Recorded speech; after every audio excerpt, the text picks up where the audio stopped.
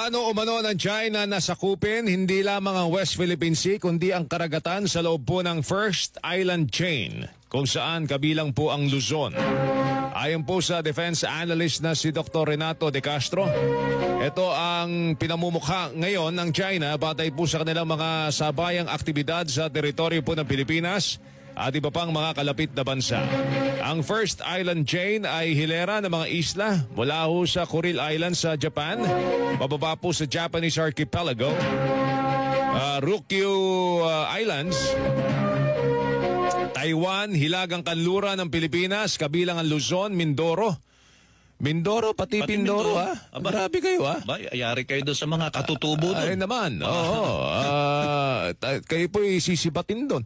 At Palawan, hanggang sa bahagi po ng Borneo. Mahalaga ang First Island Chain, parang Melo, para sa maritime security